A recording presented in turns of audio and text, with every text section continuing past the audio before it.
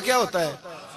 اتنا درجہ ہے نعت کا، اب تو نہ نعت پڑھنے والے رہے نہ سننے والے رہے، دونوں میں ہی کمی ہے۔ اور میں اکثر کہتا ہوں نعت پڑھنا اتنا کمال نہیں جتنا سننا کمال ہے۔ سننے والا کوئی ہونا چاہیے، نعت سننا زیادہ معنی رکھتی ہے۔ اس کی وجہ یہ ہے کہ نعت پڑھنا صحابہ کی سنت ہے اور سننا محمد مصطفیٰ کی سنت ہے، اور سننے والے کا درجہ، ہاں تیرا درجہ زیادہ ہے اگر تو سمجھے تو۔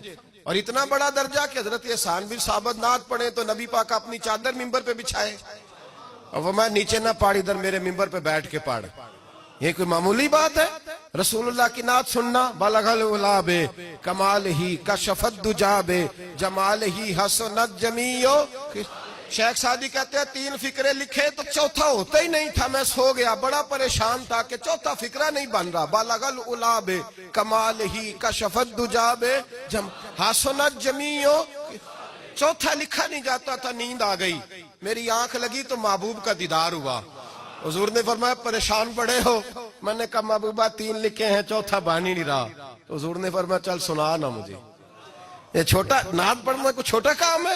یہ تو ہم نے کھاتا ہی غلط لوگوں کو دے دیا ہے، وہ تو اس قابل ہی نہیں تھے کہ نعت سنی جاتی۔ بلغ العلا بے، شیخ سعدی کہتے ہیں میں سنانے لگا اور مصطفیٰ سننے لگے۔ بلغ العلا بے کمال ہی کشفت دجا بے جمال ہی حسنت جمیع خصال ہی۔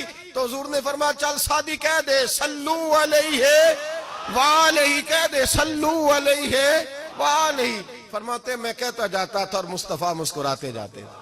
کچھ چھوٹا درجہ ہے نعت تو ایمان ہے، نعت تو طاقت ہے، نعت تو تیری روح کو بیدار کرتی ہے، پر شرط ہے نعت ہو، شرط ہے، شرط یہ تقاضا ہے میں نعت ہو، وہ نہ ہو کہ نعت پڑھے نا۔ میرے حضرت صاحب فرماتے ہیں نعت کا مقصد ہے جب بندہ نعت پڑھے تو اس کا دل نبی پاک کے گنبد کی طرف جائے، جب نعت سنے تو اس کی توجہ رسول پاک کی جانب جائے، یہ نہ ہو کہ نعت سنے تو توجہ گانے کی جانب جائے، یہ نہ ہو کہ نعت ہو رہی ہو تو لوگ کہیں، میرے کان میں لوگ کہہ دیتے، آپ یقین کریں محفل میں بیٹھے لوگ کہتے ہیں فلانے گانے دی طرز پہ لاندہ جی، تو کدھر گیا دھیان اس کا؟ تو یہ نعت تو نے پڑھی ہے، تو نعت سنی نہیں آج تک۔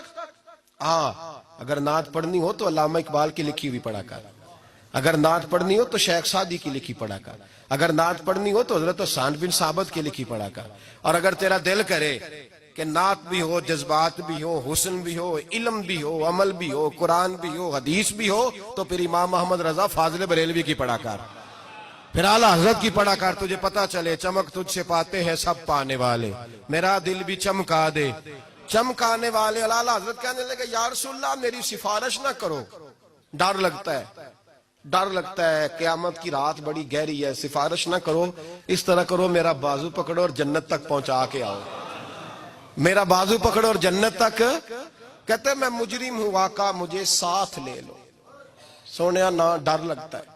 وہ بچہ کہتا میں نے نہیں باہر جانا، اندھیری رات ہے، ابا جی نال چلو، تو بلا مثال بلا تشبیہ صرف سمجھانے کے لیے، کسی کوئی بڑا ساتھ ہو تو ڈر نہیں لگتا۔ تو یہ نعت ہے نا، چمک تجھ سے پاتے ہیں سب پانے والے، میرا دل بھی چمکا دے چمکانے والے۔ کہتے ہیں یا رسول اللہ محشر کی رات بڑی گہری ہے، میں مجرم ہوں آقا مجھے ساتھ لے لو کہ رستے میں ہیں جا بجا تھانے والے۔ سونیا جرم کر کے آیا ہوں اور پکڑا نہ جاؤں کہیں، مہربانی کر مجھے پردوں میں چھپا لے، مجھے مدثر اور مزمل کی چادر کے نیچے کر لے، میں مجرم ہوں آقا مجھے ساتھ لے لو کہ رستے میں ہیں جا بجا تھانے والے۔ اور پھر تڑپ اٹھے، کہنے لگے کوئی یہ نہ سمجھے وہ چلے گئے، تو زندہ ہے واللہ تو زندہ ہے واللہ، میری چشم عالم سے چھپ جانے والے، میری چشم عالم سے چھپ جانے۔ تو بھئی نعت ہو، نعت جو اس کا معیار ہو، اس معیار کی نعت ہو۔ یہ کوئی طریقہ نہیں کہ 2 بندے دف لے کے آ گئے، 4 اس کے ساتھ، نعت خواہ صاحب آئے ہیں، نماز گھر پڑھ آئے ہیں، گھر جا کے دوبارہ پڑھیں گے۔